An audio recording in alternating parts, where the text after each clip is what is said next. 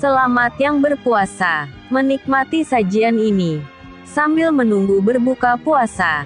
Please go for watching. Selamat datang di Libya Channel 1784, menyajikan novel cerita, petualangan, perebutan tahta, harta, warisan, dendam dan cinta. Go for watching. 2 minggu berlalu dengan sangat cepat dan Hansen menghabiskan waktunya untuk menemani Yunzi.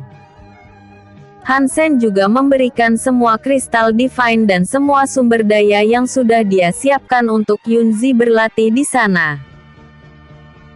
Hansen mengusap wajah Yunzi yang tertidur pulas di sampingnya. Yunzi tidak sengaja bangun dan meregangkan sedikit tubuhnya. "Sudah waktunya?" tanya Yunzi sambil tersenyum ke arah Hansen. "Santai saja. Kau harus ingat baik-baik bahwa jangan pernah berpikir untuk terhubung dengan kekuatan manapun. Aku paling tidak suka jika istriku memiliki hutang budi dengan orang lain." Hansen memberikan peringatan kepada Yunzi. "Aku mengerti. Kau juga jangan memaksakan diri. Jika saat perjalananmu nanti kau bertemu musuh yang sulit, lebih baik kau lari saja. Kami berempat tidak ingin menjadi janda terlalu awal karena ditinggal mati suaminya," kata Yunzi dengan cemas. "Tidak perlu khawatir. Di dunia ini tidak ada satupun orang yang layak untuk membunuhku," Hansen berkata dengan percaya diri. Yunzi menciumnya dan segera berdiri untuk berpakaian. Semua orang sudah menunggunya dan Hansen juga melakukan hal yang sama. Semua hal sudah dipersiapkan dengan baik dan selama mereka tidak berurusan dengan kultivator alam Heaven maka keselamatan mereka pasti terjamin. Setelah semuanya siap akhirnya mereka pergi bersama-sama. Su Chen memimpin jalan dan kendali atas hidup mereka sekarang berada di tangan Yunzi. Hansen menghela nafas dan berkata, "Baiklah. Kalau begitu aku juga akan pergi sekarang. Terima kasih atas keramahan yang Tuan Kota Mosun berikan. Kapanpun Tuan Hansen akan diterima di kota ini dan tolong berhati-hati," kata Mosun dengan hormat. "Ya. Jika ada sesuatu yang terjadi maka hubungi saja mereka di Sekte Langit Biru. Kalau begitu aku pergi sekarang."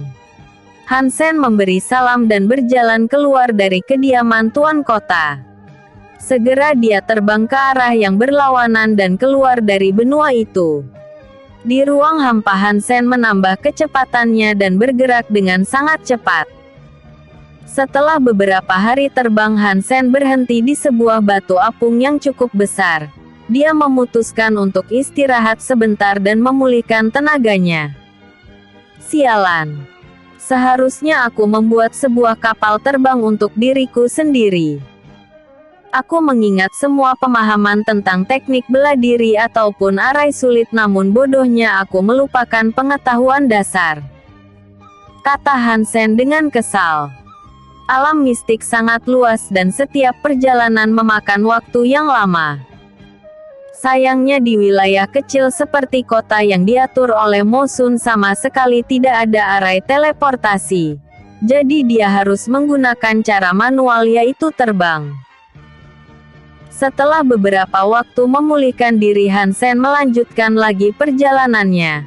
Sekilas dia melihat bayangan sebuah kapal dan Hansen tersenyum. Tanpa pikir panjang dia segera menyusulnya dan semakin dia mendekat kapal itu terlihat semakin besar. Hansen mendarat di dek kapal dan beberapa orang segera mengepungnya. "Siapa kau? Lancang sekali masuk kemari. Hehehe. Tolong maafkan aku karena sedikit kurang ajar. Aku dengan tulus meminta maaf. Kalau boleh bisakah aku menumpang di kapal ini untuk sementara waktu? Aku bersumpah kalau aku sama sekali tidak memiliki niatan buruk dan murni karena menumpang," kata Hansen sambil menggaruk kepalanya. Seorang pria muda yang bernama Dai Yuan Saudara ini siapa namamu dan dari mana kau berasal? Jika kau berbohong maka tuan muda ini tidak akan mengizinkanmu menumpang di kapal ini. Tidak ada gunanya berkata kebohongan. Namaku Hansen dan aku hanya pengembara biasa yang ingin melihat-lihat dunia sambil menempa diri. Lebih tepatnya beberapa tahun yang lalu aku naik ke alam mistik dan karena tempat ini terlihat menarik, kata Hansen sambil melirik sebuah manik yang dipegang oleh Dai Yuan. Manik itu dapat mendeteksi kebohongan dan kejujuran. Hansen sendiri tidak peduli apakah dia diterima atau tidak. Namun mereka sama sekali tidak mengenal dan bukan musuh. Daripada menciptakan masalah yang tidak perlu, lebih baik berbicara dengan ramah. Dai Yuan mengangguk dan tidak menemukan sesuatu yang salah. Saudara Hansen sangat hebat untuk seorang yang berasal dari dunia fana. Dibawa seseorang atau menerobos sendiri ke alam Dao Fusion. Tempatku sama terpencil. Aku yang terkuat di sana dan disebut sebagai kaisar sekaligus orang terkuat. Aku menerobos alam Dao Fusion dengan kemampuanku sendiri. Aku juga membawa beberapa orang bersamaku namun terjadi kecelakaan yang membuat kami terpisah, kata Hansen dengan jujur. Namaku Dai Yuan. Biarkan saudara Hansen tinggal. Jika tertarik mari kita mengobrol di dalam. Dai Yuan sedikit tertarik dengan Hansen dan ingin berbicara banyak hal dengannya. Episode sebelumnya. Bab 205 Jenius yang sebenarnya.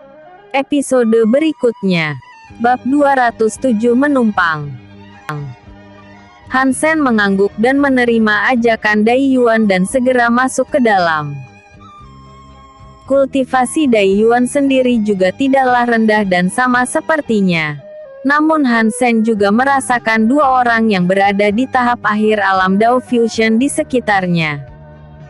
Saudara Hansen, silahkan duduk dan bisa bersantai, kata Dai Yuan yang mempersilahkan Hansen untuk duduk. Kalau begitu aku tidak akan sungkan. Hansen duduk dengan santai. Saudara Han ingin menumpang dan apakah kau tahu kemana kapal ini akan pergi? Tanya Dai Yuan sambil menuangkan minuman untuk Hansen. Kita sekarang sudah menuju ke arah teritori ras monster dan di sana adalah tujuanku. Aku tidak tahu tujuan saudara namun selama menuju ke sana maka aku bisa membeli artefak seperti ini dan pergi ke teritori ras monster, kata Hansen dengan jujur. Berani sekali. Karena saudara ingin pergi ke sana sepertinya aku harus memberikan peringatan. Ras monster selalu memandang rendah semua ras lainnya. Bahkan di ras mereka sendiri terdapat tingkatan yang berada di puncak adalah binatang suci itu sendiri. Mereka yang memiliki garis darah binatang suci memiliki kekuasaan yang lebih hebat, kata Dai Yuan dengan santai. Hansen tahu benar hal itu dan berkata, seperti apa yang aku katakan sebelumnya. Tujuanku adalah mencari teman-temanku. Sebisa mungkin aku tidak akan mencari keributan yang tidak perlu dengan mereka. Namun jika ada dari mereka yang meminta untuk mati maka aku akan dengan senang hati membantunya. Dai Yuan tersenyum dan berkata, kami berasal dari sekte penyulingan. Tujuan kami adalah wilayah Laut Hitam. Tempat itu berisi 10% daratan dan sisanya hanya lautan yang berwarna hitam. Sekte penyulingan cukup terkenal dan apa yang saudara Dai Yuan inginkan di tempat itu? Tanya Hansen dengan penasaran. Sepertinya saudara Hansen tidak tahu apapun. Wajar saja karena saudara belum lama naik ke alam mistik. Singkatnya di sana akan ada perebutan sumber prinsip. Salah satu master teratas gugur dalam perang, kata Dai Yuan sambil meminum tehnya. Maksudmu master itu adalah orang yang menguasai wilayah Laut Hitam? Ketika seorang tuan wilayah mati, maka itu akan menjadi tempat kosong tanpa kepemilikan.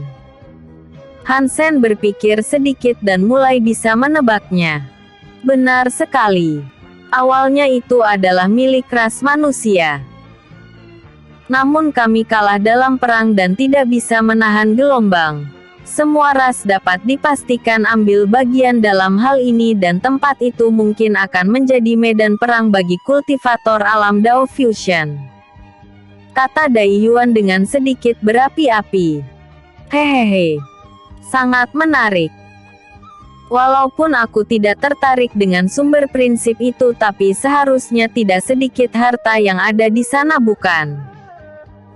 Setelah saudara Dai Yuan mengatakan ini, aku jadi lebih tertarik untuk pergi, kata Hansen dengan tegas. Lalu bagaimana jika saudara Hansen bergabung dengan aliansi manusia? Para jenius dari generasi muda pasti akan di sana. Dengan kekuatan saudara Han pastinya mendapatkan pijakan di sana akan jauh lebih baik, tanya Dai Yuan dengan jujur. Basis kultivasi Hansen sama sekali tidak buruk. Bahkan dirinya yang disebut jenius pertama di sekte penyulingan tidak mampu melihat kekuatan tempurnya. Seharusnya membawa Hansen bergabung akan sedikit menambah peluang dalam persaingan dengan semua ras. Kalau itu aku harus minta maaf. Aku tidak ingin bergabung dengan kekuatan manapun. Aku terbiasa melakukannya sendiri dan hidup matiku biarkan takdir yang memutuskannya. Hansen menolaknya dengan sopan. Hansen sangat percaya diri bahwa jika dia memang bersungguh-sungguh mendapatkan sumber prinsip ini adalah hal yang mudah. Namun ini adalah wilayah menengah dan Hansen tidak akan mau melakukannya. Bahkan sekalipun dia mendapatkannya, banyak perhatian yang nantinya akan tertuju kepadanya dan Hansen tidak ingin diganggu oleh siapapun dengan keadaannya yang sekarang. Sayang sekali. Tapi setidaknya saudara Han bisa tinggal di sini. Senang rasanya berbicara denganmu, kata Dai Yuan dengan tulus. Hansen mengangguk dan dia cukup berterima kasih karena Dai Yuan memberikan izin. Setelah beberapa waktu mengobrol, akhirnya mereka berdua berpisah. Hansen mendapatkan kamar yang nyaman dan mulai berlatih lagi. Karena terdapat acara besar di sana, seharusnya Hansen dapat memanfaatkan ini untuk mendapatkan kristal divine. Semua kekayaannya dia serahkan kepada Yunzi. Selain pil roh yang berharga, tidak ada lagi kristal divine di tangannya. Banyak hal yang nantinya bisa dia beli dengan kristal divine. Oleh karena itu Hansen harus memilih harta yang tidak berguna untuknya dan menjualnya. Bagaimanapun juga akan ada banyak kebutuhan yang perlu dia beli nantinya. Jadi hal ini sewajarnya harus dia lakukan. Episode sebelumnya. Bab 206 Ambil Langkah. Episode berikutnya. Bab 208 Paviliun Sendai Hitam. Hansen melihat sekelilingnya dan cukup bernostalgia. Ini bukan kali pertama dia datang kemari dan walaupun ada banyak hal yang sudah berubah, namun Hansen cukup senang. Saudara Hansen, setelah ini apa yang ingin kau lakukan? Jika kau mau, ikutlah bersama denganku. Aku akan mengenalkanmu kepada jenius lainnya, tanya Dai Yuan dengan penasaran. Terima kasih atas kebaikan saudara Dai Yuan. Namun mulai sekarang aku ingin pergi berlatih sebelum saatnya tiba. Tolong ambil ini sebagai rasa terima kasihku dan permisi. Hansen memberikan sebotol pil roh yang berisi pil roh tingkat Dao Fusion. Dai Yuan sedikit terkejut dengan pemberian Hansen dan tidak menolaknya. Mereka berdua berpisah dan Dai Yuan terlihat bingung. Dua orang ahli di tahap akhir alam Dao Fusion muncul di belakang Dai Yuan dan berkata, "Tuan muda, kenapa Anda sangat tertarik dengan bocah itu?" "Hanya insting saja. Aku merasa dia sangatlah kuat. Terlebih apa yang dikatakannya sama sekali tidak ada kebohongan. Untuk seukuran orang yang berasal dari dunia fana dia benar-benar sangat hebat. Bahkan aku jenius pertama di sekte penyulingan sama sekali tidak bisa dibandingkan dengannya. Kata Dai Yuan dengan jujur. Singkatnya Dai Yuan sama sekali tidak berani bertaruh akan menang jika bertarung dengan Han Sen. Setelah mengobrol untuk beberapa waktu dia dapat menebak bahwa temperamen Han Sen ini sangat luar biasa. Bukti bahwa dia berani menerobos di kapal mereka dan masih terlihat santai bukan karena dia bodoh melainkan dia sangat percaya diri kalau tidak ada satupun dari mereka yang dapat menghentikannya. Terlebih pemberian Han Sen ini sangat mencurigakan. Jika Dai Yuan menerima pil roh ini dari tuan muda besar lainnya mungkin dia tidak akan terkejut. Namun ini Han Sen yang tidak lain hanyalah orang yang berasal dari dunia fana. Memberikan ini sudah sangat berlebihan dan sepertinya dia memiliki banyak pil roh di tangannya. Han Sen menyusuri kota dan melihat-lihat banyak hal. Sesuai dengan apa yang dikatakan oleh Dai Yuan. Banyak kultivator kuat dari ras yang berbeda di tempat ini. Bahkan samar-samar Han Sen dapat merasakan kultivator alam heaven. Walaupun mereka hanya berada di tahap awal namun Han Sen tidak boleh bersikap gegabah. Setelah beberapa waktu akhirnya Han Sen mencapai tempat tujuannya yaitu Paviliun Sendai. Tempatnya sangat besar dan indah. Samar Han Sen dapat mencium aroma pohon persik yang menyegarkan. Tanpa pikir panjang dia segera masuk ke dalam. Paviliun Sendai tidak hanya menjual beberapa harta melainkan informasi dan sekaligus tempat yang dikenal sebagai tempat pelacuran. Paviliun Sendai memiliki teknik kultivasi ganda yang dapat mereka terapkan kepada pelanggan mereka.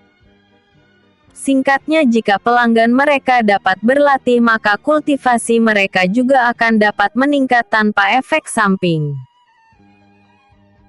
Tentunya semua itu juga tergantung seberapa tinggi kultivasi wanitanya. Semakin tinggi maka manfaat yang akan didapatkan juga akan semakin bagus untuk diri mereka. Tentunya harganya juga tidak murah dan bahkan Han Sen terlalu sering melakukan ini ketika dulu dia masih berada di alam Dao Fusion saat di masa lalu. Mengingatnya kembali membuatnya cukup malu dan untungnya Paviliun Sendai tidak menyebar luaskan informasi pelanggan mereka.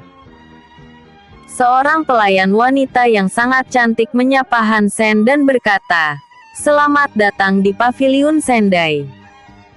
Apakah tuan muda di sini untuk menikmati pelayanan atau menjual harta?" "Aku ingin menjual harta yang bagus. Bisakah Nona membawaku bertemu dengan managermu?" tanya Han Sen dengan santai.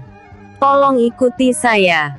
Gadis itu mengantar Han Sen ke ruangan dan menunggu manajer mereka. Setelah beberapa waktu seorang wanita tua yang membawa tongkat masuk ke dalam. Auranya terlihat sangat mengintimidasi dan dia merupakan kultivator alam heaven tahap awal.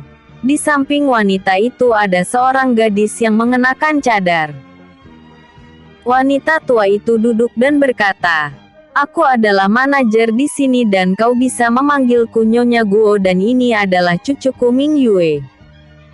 Sekarang apa yang ingin tuan muda ini jual?" Han Sen mengeluarkan sebuah cincin ruang dan di dalamnya berisi 20 artefak tingkat virtual dengan kualitas tinggi. Nyonya Guo memeriksanya dan mengangguk dengan puas. "Apakah hanya ini?" tanya Nyonya Guo dengan santai. "Tentu saja tidak." Han Sen meletakkan sebuah kotak obat di atas meja dan membukanya. Pil roh kondensasi Heaven tingkat Heaven dengan kualitas menengah. Nyonya Guo dan Ming Yue sangat terkejut dengan pil roh kondensasi Heaven. Setelah mereka memeriksanya untuk beberapa waktu akhirnya mereka dapat mengkonfirmasi apa yang diperlihatkan Han Sen adalah pil roh yang nyata. Episode sebelumnya. Bab 207 menumpang. Episode berikutnya. Bab 209 pria yang pantas. Kan namanya hanya tertulis dalam sejarah. Kemunculan Pilro ini akan menggemparkan seluruh wilayah.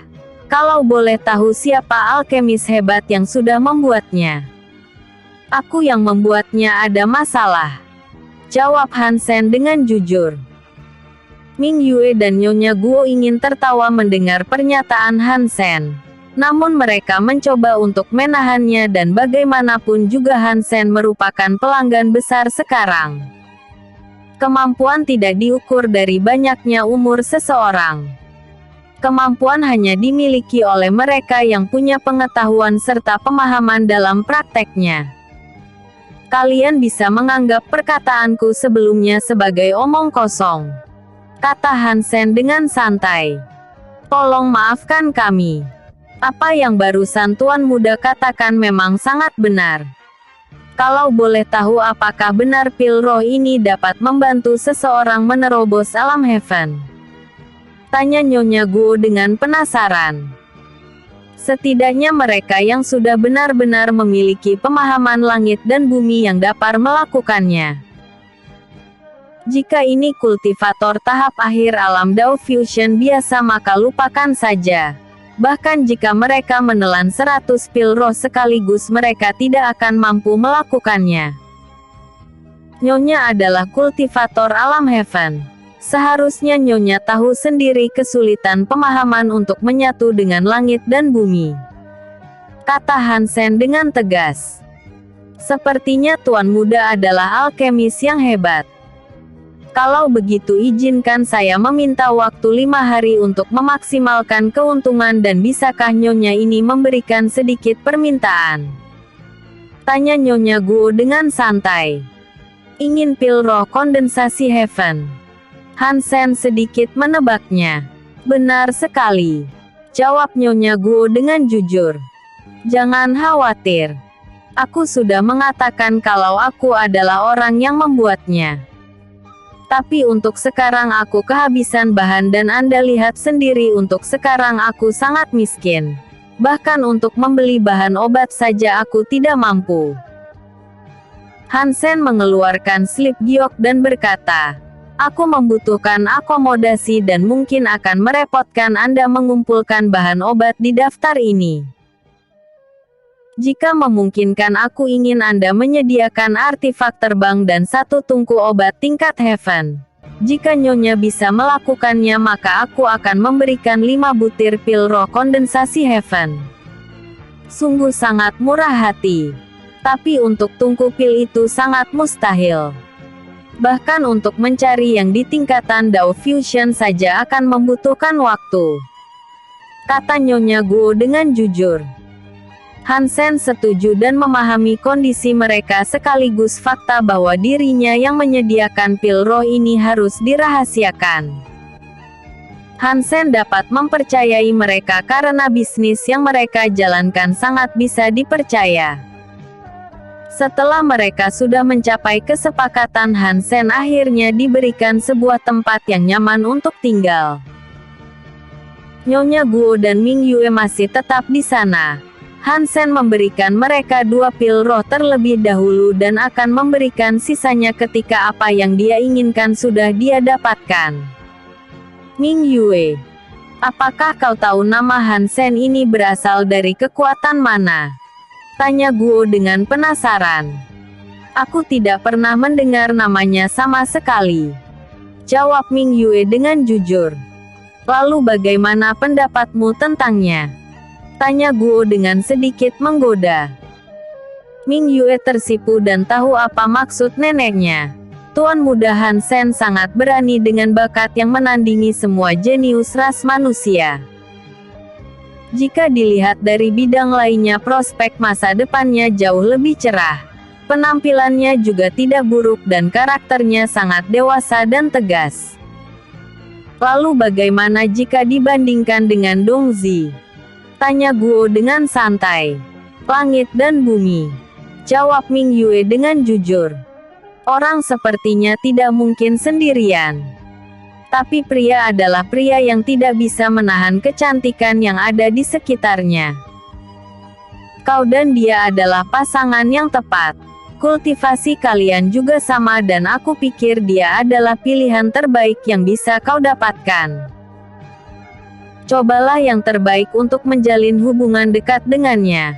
Bahkan jika kau tidak bisa menjadi wanitanya, setidaknya kita harus memiliki hubungan jangka panjang dengannya. Kata Guo yang memberikan nasihat. Di dalam kamar VIP yang cukup besar, Hansen sedang berkultivasi dengan santai. Waktu menunjukkan tengah malam dan Hansen merasakan seseorang yang berjalan ke arah pintu. Ming Yue perlahan membuka pintunya dan Hansen menatapnya dengan tajam. Pakaiannya yang terbuka memancarkan pesonanya yang menakjubkan. Kali ini dia benar-benar melepas cadarnya dan Hansen dapat melihat sendiri kecantikannya. Tuan Mudahan, bolehkah saya masuk ke dalam? Tanya Ming Yue dengan sopan. Kau sudah masuk dan apakah masih butuh izin dariku? Apakah ada sesuatu yang penting membuatmu datang ke kamar pria malam-malam seperti ini? Tanya Hansen dengan santai. Tidak ada yang penting. Apakah Ming Yue tidak boleh datang untuk melihat Tuan Hansen tanpa ada sesuatu yang penting? Kata Ming Yue sambil menyeka rambutnya ke belakang. Episode sebelumnya. Bab 208 Paviliun Sendai. Episode berikutnya. Bab 210 Godaan. Ming Yue mulai menggodanya dan Hansen masih tetap tenang. Sosok Ming Yue memang sangat menggoda, namun Hansen tidak akan terjebak di dalam trik murahan. Pupil mata Hansen bersinar dan kekuatan jiwanya sedikit menyembur. Semua gambaran itu perlahan mulai pudar dan Ming Yue masih berada di depan pintu sambil memasang ekspresi terkejut. Teknik Paviliun Sendai memang luar biasa. Aku benar-benar sangat kagum, kata Hansen dengan sudut mulutnya yang terangkat. Ming Yue menggelengkan kepalanya dan mengakui bahwa apa yang dikatakan neneknya ini sangat benar. Hansen benar-benar memiliki kemampuan nyata. Walaupun kultivasinya masih berada di tahap menengah alam Dao Fusion, namun kekuatan jiwanya sudah setara dengan kultivator alam Heaven. Tolong maafkan saya karena kurang ajar. Ming Yue ini hanya mencoba untuk akrab dengan Tuan Hansen, kata Ming Yue yang bersandar di dinding. Hansen berdiri dan perlahan melangkah ke arah Ming Yue. Tanpa sadar Ming Yue merasa gugup dan mencoba untuk tetap tenang. Hansen semakin dekat dan memojokkan Ming Yue. Jarak mereka sangat dekat dan Hansen menahannya di dinding. Datang kemari tengah malam dengan pakaian yang berani. Menggodaku dan beralasan yang tidak jelas. Aku bukan orang bodoh yang tidak paham dengan maksudmu, seolah kau sudah siap untuk menyerahkan dirimu sendiri. Hansen berbisik di telinga Ming Yue. Tuan Han bisa melakukan apapun yang Tuan inginkan. Aku jamin bahwa diriku masih sangat bersih dan tidak pernah disentuh oleh pria manapun. Ming Yue mencoba untuk berani. Sayangnya aku tidak butuh istri tambahan. Aku sudah memiliki 4 dan itu sudah lebih dari cukup untukku. Hansen menepuk pundak Ming Yue dan kembali ke kasurnya. Ming Yue menjadi sangat suram dan tidak senang dengan perkataan Hansen. Memang banyak pria hebat yang memiliki banyak wanita dan dia tahu benar akan hal itu. Namun sejak dulu Ming Yue selalu dipuja oleh banyak pria dan baru kali ini ada seseorang yang dengan terang-terangan menolaknya setelah dia melakukan hal memalukan semacam ini. Jika ini dirinya yang dulu, maka Hansen tidak akan menolaknya. Paviliun Sendai memang memiliki pengaruh yang besar dan sebagai dukungan di masa depan itu memang layak. Tapi Hansen tidak akan menginginkan hal itu, jadi dia tidak akan mau melakukannya.